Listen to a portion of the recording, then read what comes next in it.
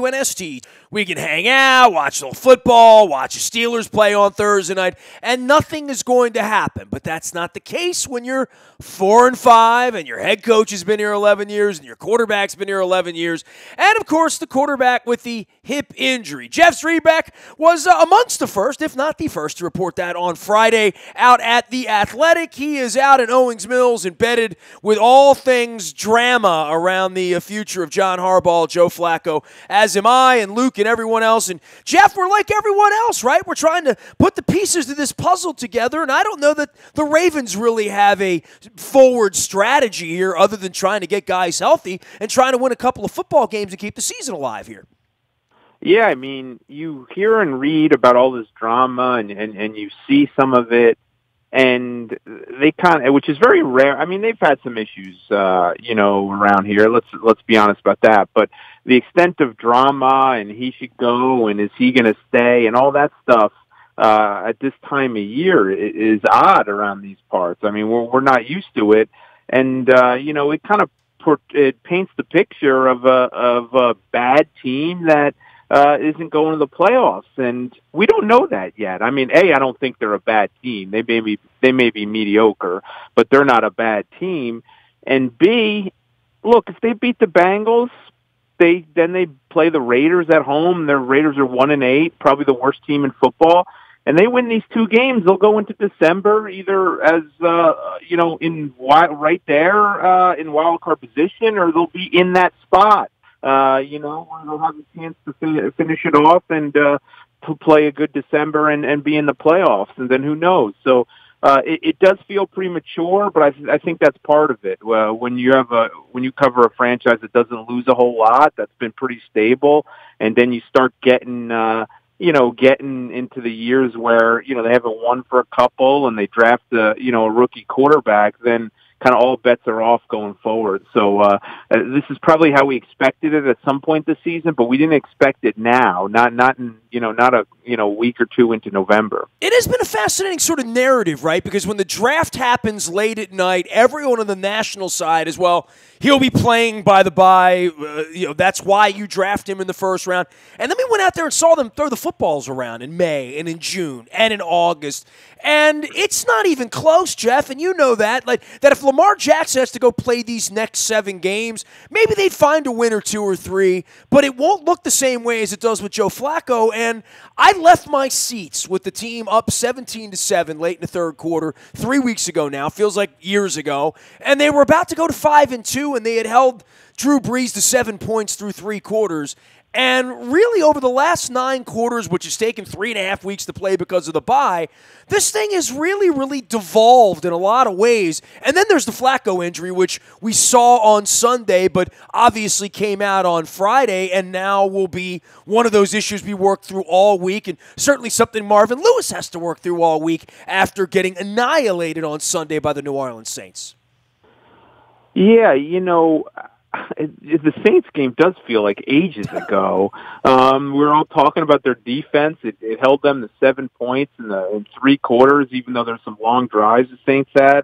And now all of a sudden, everyone needs to be fired, and they need to replace everybody. Yeah, they were a Super Bowl contender, dude. They were going to be 5-2. They were a legitimate, great defense, offenses. They had a lot of things going for them. But that was a long time ago, 3 weeks ago. Yeah. Life comes at you fast in the NFL, and we've all seen what the Saints have done since then, too. I agree with you, Nestor. The fact of the matter is we can only judge what we see, and we don't get to see a whole lot of practice every day. We're allowed to watch the first 20, 30 minutes, and most of that's special teams and some warm-up stuff. So I can't honestly sit there and say I know how this is going to go if Lamar Jackson indeed starts against the Bengals. I honestly don't. The people you talk to say he has improved, and he's definitely different than he was, say, in July and August. However, the next person that I talk to that tells me that Lamar Jackson gives them a better chance of win and going on a late season run here to make the playoffs will be the first. They still believe in Joe. They still think he's their best chance to win. Now this injury complicates everything, and not just the injury, Joe's history against the Cincinnati Bengals complicates things because he's thrown 25 interceptions to 21 touchdown passes in 20 career games against them. Marvin seems to be in their head a little bit. They play that cover two, and the Ravens can't seemingly figure out a way. So I don't think the Ravens would be even considering going to Lamar Jackson if Joe Flacco wasn't banged up and injured. But when you consider that and you throw in that fact with the fact that Flacco has not played well against the Bengals, the Ravens have not blocked the Bengals well. I mean, Geno Atkins is a great player, and then you got Carlos Dunlap, who looks like the second coming of Lawrence Taylor every time he plays the Ravens. And, do you want a younger, healthier, more mobile quarterback? I don't know. Do you want to throw something at Marvin he hasn't seen 20 times already? I think all that has to be considered. The reality is, if Flacco's fully healthy, he's playing. But I think the fact is he's not going to be fully healthy. We'll see if he's going to be even ready to go. But that remains the big question. Well, and the issue with Flacco in the hip that brings to Lamar Jackson was already an issue last week when you and I and everyone else in the locker room asking questions for the first time about the future of John Harbaugh and job security. And, and to Costa and Ozzie, this is such a strange time in the offensive line injuries because this really is a different football team than the team that we saw 4 weeks ago when we were thinking they were beating the Saints are going to go to 5-2. But the circumstances are different as well. They're different for Marvin. I mean, Marvin fired his defensive coordinator on Monday morning. Yeah, and historically bad defense. And we all know Terrell Austin. The Ravens really liked him when he was the secondary coach. It seemed the Lions really liked him, too, as their defensive coordinator. But you can't, giving up 500-plus yards, 3 straight games. I don't care that the games were against the Chiefs, Steelers, and Pittsburgh, Chiefs, Steelers, and who was the other one? Saints. Still, you can't get away with that. The Ravens were giving up 24 points to the Steelers and 23 to the Saints, and everyone wanted their defensive coordinator fired. Meanwhile, Bengals were giving up over 500 yards. So it's a Marvin always. They pull out all the stops against the Ravens. As I said, I think it's 8 of 10 now they've beaten them. And this is an interesting game because I think we all know if the Lamar Jackson era doesn't start in this game on Sunday, it sure as well will start if they lose this game very soon because it would kind of be organizational malpractice if they're eliminated and they don't take a longer look at what they have of Lamar Jackson. But for now they have a decent shot at this. There's no one in the AFC for that second playoff spot that scares anyone. Chargers figure to get the first, but the Bengals, the Titans, the Dolphins. You put all these teams together, and the Ravens are right there, if not better than all those teams. But they have to figure out how to win a game Sunday, and then they have to come back and take care of business against a really bad team, and then we'll see where we're at. But when it comes to the Bengals, it doesn't really matter who they come and play. It doesn't really matter that A.J. Green is out. The Ravens seem to struggle against them regardless. Jeff Zrebiec is our guest. He is the senior staff writer at The Athletic, of course, covering the Ravens. You can follow him out on Twitter as well at Jeff Zrebiec. That's Zrebiec. You took bye week to write a couple of stories, and I think we both thought it might be a little more quiet on that front. I don't think either of us really believed that Steve Bisciotti was going to come down and fire John Harbaugh in Week 9. That feels a little Brownsian or Raider-esque and something that he wouldn't do. But when we sort of left this drama, that's where we were, and now we picked this thing back up, and you're working on bye week stories, and there are 53 different stories in that locker room. You found the story in Darren Waller that you wrote about last week, and I know it gives you a little chance to breathe, and you had been planning that one for a little while. Yeah, that was the new job. The Athletic tells you to write good stories. They don't particularly care if that player you're writing about is a starter. There's, as you mentioned, there's 53 guys in there. Each one has a story, and that's actually there's more than 53 because you got 11 now on the practice squad. So Darren Waller's always been a guy who, he's such a nice kid, and he smiles at you all the time. He's polite. He looks in the eye, and I've always enjoyed talking to him. But he comes back from his second drug suspension, the year-long suspension, and you know how it is. The guys in the practice squad are pretty much seen and not heard. I mean, just how it is in the NFL.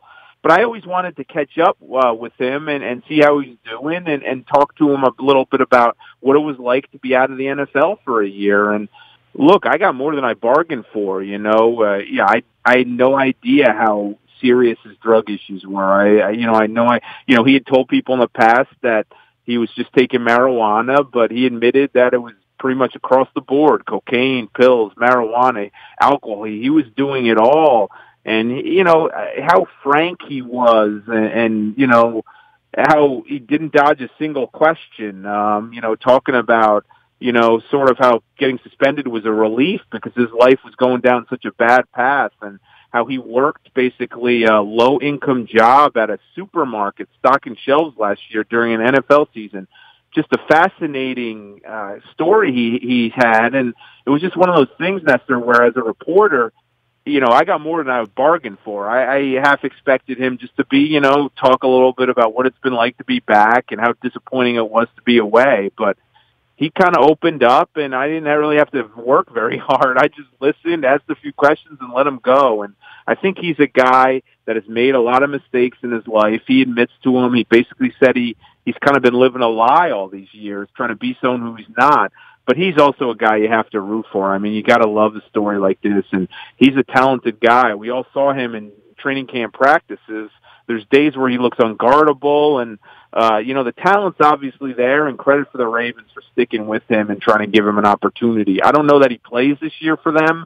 They have 4 tight ends ahead of him, and therein lies the problem for Darren. But I think he's going to, as long as he keeps his nose clean, his days in the NFL are not done, whether it's with the Ravens or someone else. Jeff Zrebiec is our guest from The Athletic. Wrote a nice piece on Darren Waller last week. You can find that at The Athletic as well as out on Twitter, where Jeff will be residing all week along with Luke and everyone else trying to figure out this Bengals-Ravens story. All of our WNST coverage brought to you by our friends at Strategic Factory. Marketing, printing, promotional goods of all kind, all in one shop in Owings Mills. We'll be talking to Keith from Strategic Factory next week about all the stuff they do. Signage, printing, branded material, logo designs, whatever you need. They are full shop, one stop in Owings Mills at Strategic Factory. Also brought to you by our friends at LifeBridge Health Sports Medicine Institute, and the good doctors, Dr. Kevin Crutchfield, Dr. Craig Bennett, are going to be joining us on a weekly basis here talking about orthopedics and concussion and head-related trauma. They are the new game plan for sports-related injuries. They're right in the Foundry in Owings Mills, a world-class, state-of-the-art facility,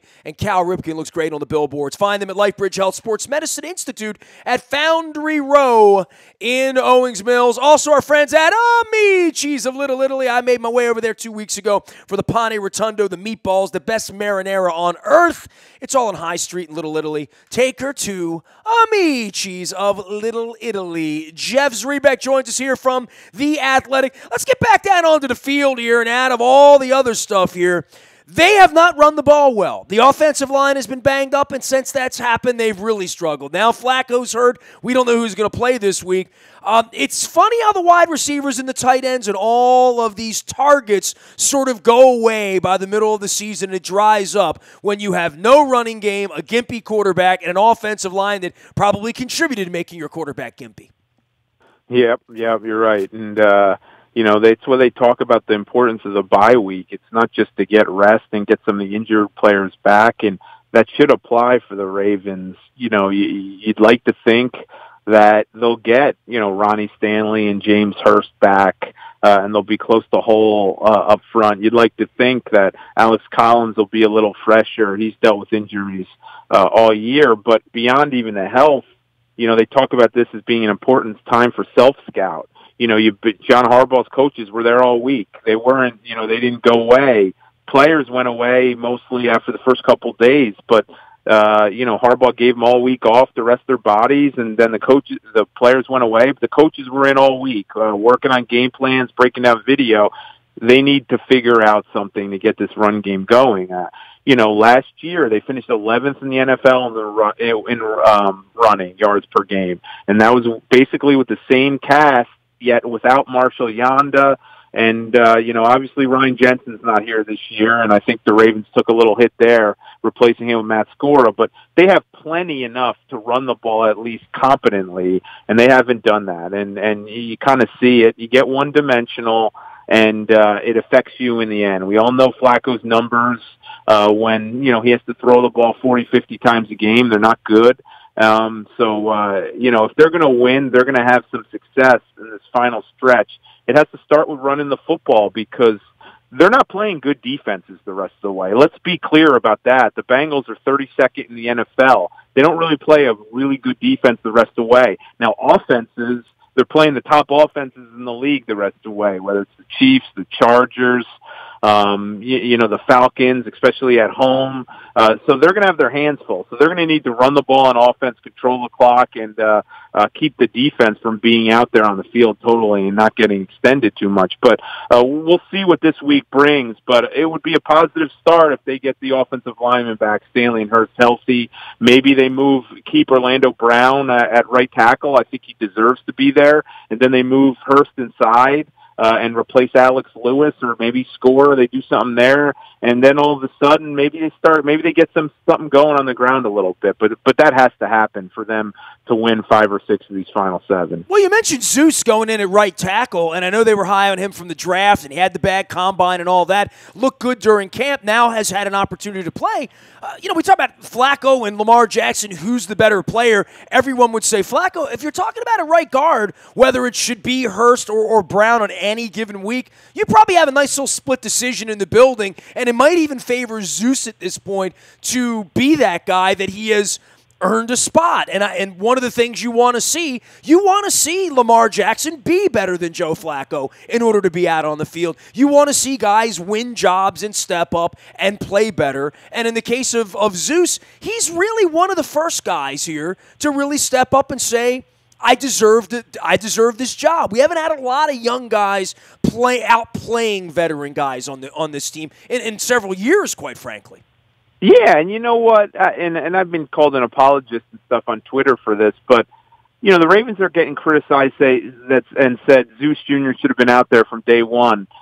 Maybe he should have. I don't know. But in saying that, you have to make the case that the extra 5-6 weeks of practice time on working on his craft, of getting in even better shape, certainly has helped the kid be ready when he has gotten the opportunity. Now, so I think you have to point that out. And the other thing I think you have to point out, Hurst wasn't playing poorly. Now, he's a better pass blocker than run blocker. His run blocking is not been kind of his forte there.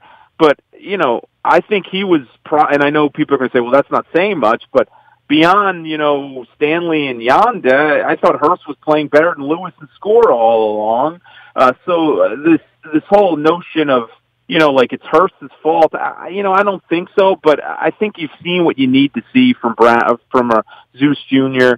He just gives you that physical element. He's getting better all the time. It's about winning now. Absolutely. And he's one of those guys that not only is he, helping you for your future view, you're seeing what you have in the future, but he's probably their best option now, too. So there's no more excuses not to start Orlando Brown Jr.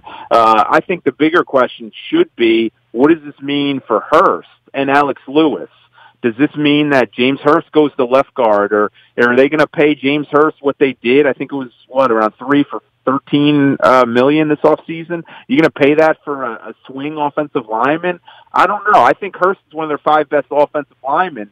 But it's going to be telling what his addition, what Orlando Brown's emergence kind of means for Hurst, and whether they shuffle the whole line or they just do a right tackle for right tackle swap.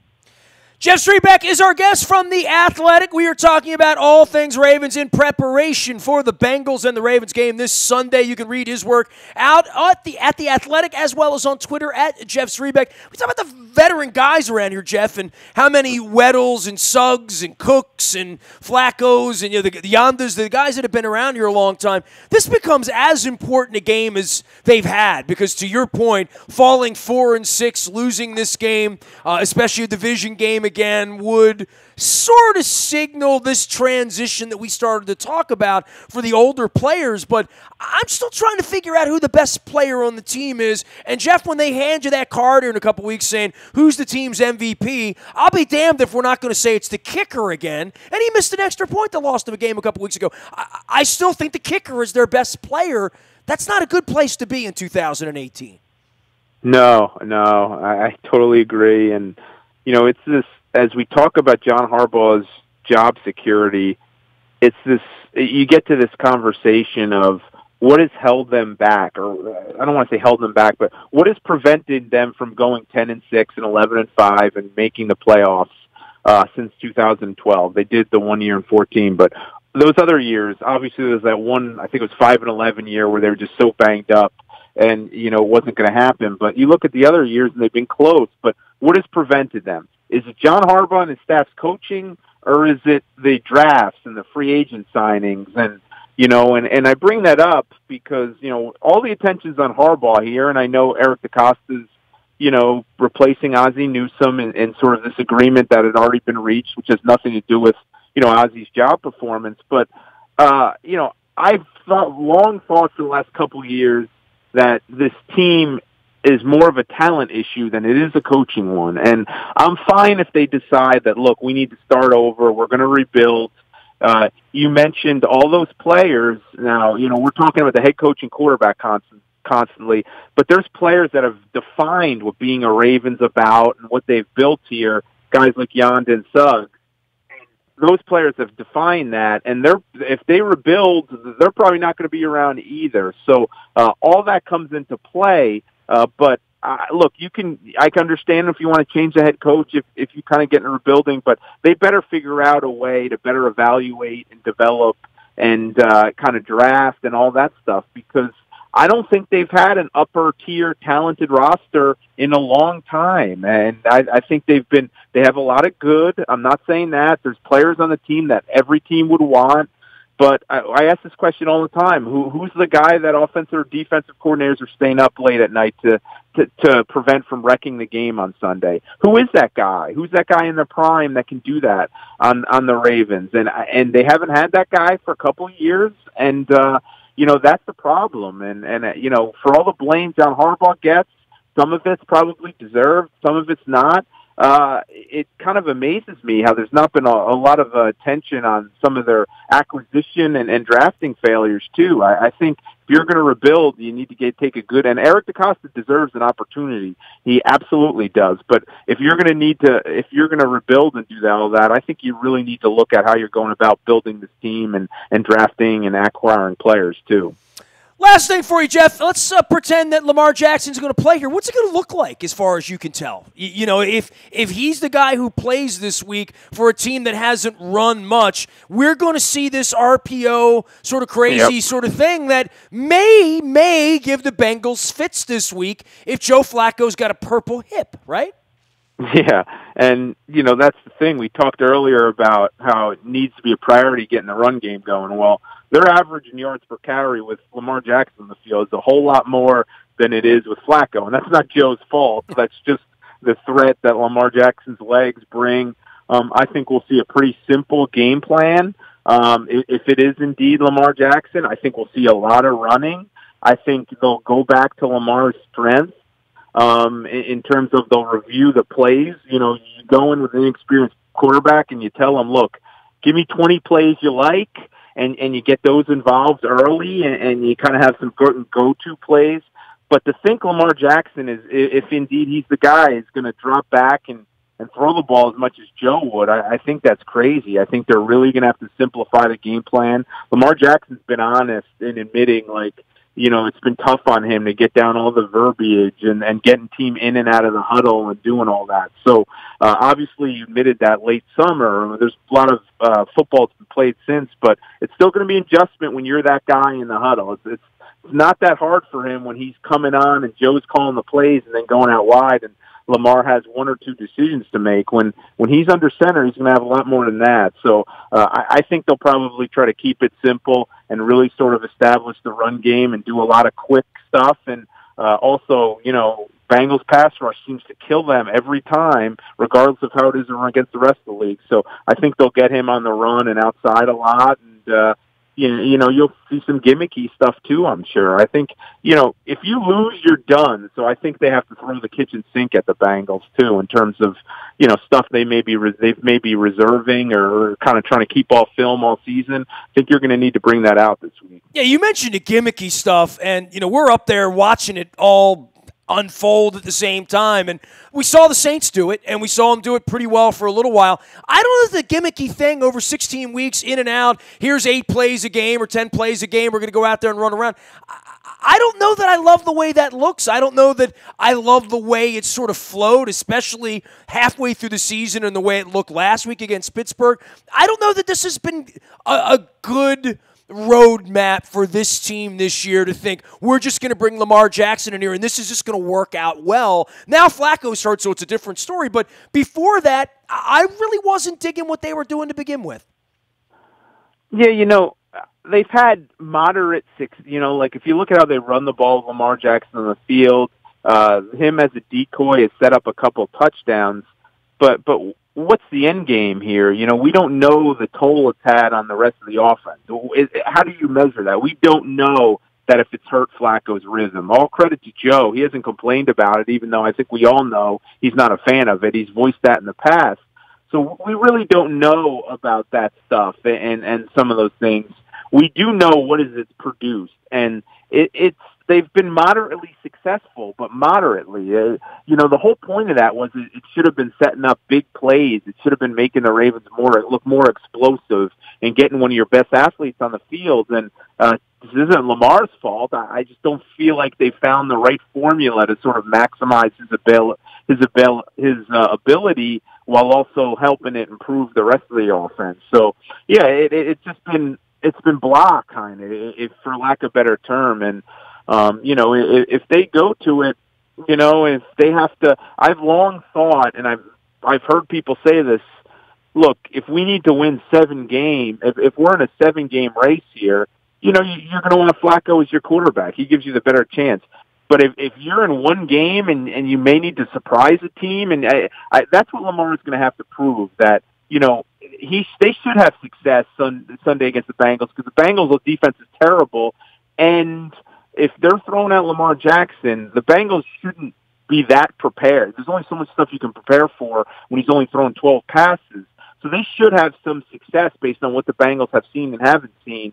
But the true test of time with Jackson is going to be, what's it going to be when a lot of that gets on film, and can they still be successful? And we don't know that. We don't need to know that. The bottom line is the Ravens need to figure out a way to win one game to kind of stay afloat in this whole playoff race. Cincinnati this week. Jeff Zrebiec will be at the stadium. He'll be in Owings Mills covering all things Ravens for The Athletic. You can follow him out at The Athletic, as well as at Jeff Zrebiec out on Twitter, senior staff writer, and our pal, and keeping Luke out there, man. And now that the weather's changed, right? We go from outside back into the bubble, and we have all that going on here, and plenty of drama for those of us who cover the Ravens here in the coming weeks. Stay warm out there this week and stay dry. We got a pretty important football game on Sunday, Jeff. Sounds good. Thanks a lot for having me, Nestor. See you soon. You got it. Jeff Zrebiec, our pal out in Owings Mills. You can find him out at The Athletic. He wrote a great piece on Darren Waller that you should go check out last week during the bye as well. All of our WNST coverage brought to you by our friends at the Lee Tessier team, Baltimore's premier realty team, and the folks I trust with my real estate transactions. You can learn more about all they do at leetessier.com. But they're helping local buyers and sellers just like you, locating the finest properties and negotiating the best deals. That's what they do. LeeTessier.com, the way to learn more about that. Also, our friends at Cole Roofing, sponsor of our community and charity series. They've been there for 99 3/4 years, about to celebrate 100 years. Don't let it goof on your roof. If you have a commercial roof space, you need some investigation into some solar, you need our friends at Cole Roofing. Bill Cole will be here playing the role of Dr. Melfi for me, as the sub-500 Ravens now have a gimpy quarterback as the Cincinnati Bengals come to town. The good news for the Bengals, they look like they stunk last week, and the week before that, and the week before that. So we'll see how that defense holds up this week. You can find all of our work out in the buyatoyota.com audio vault 24 hours a day from anywhere in the world on your mobile device by downloading the TuneIn radio app. We do come in crystal clear from anywhere in the world. Our morning newspaper ships digitally each and every morning to your email inbox. That happens at 7 a.m. It's all brought to you by our friends at Planet Fitness and planetfitness.com, where it's still $10 a month to get in the best shape of your life. Also, the Maryland Jockey Club and Laurel, where they're racing this week. Learn more out at the front at WNST.net. We have our entries for Laurel on the front of WNST, as well as in the morning newspaper. Any breaking news, and if the Orioles actually find a general manager or a manager. You'll get that first on the WNST text service. That is all brought to you by Coons Ford of Security Boulevard. And Dennis Colatzos will be here from 3 until 5, driving you home on Thursday and getting you ready for the Ravens and the Bengals. I am Nestor. I am a very available individual. Nasty at WNST.net finds me. I'm on Facebook, Twitter, LinkedIn, Snapchat, Instagram,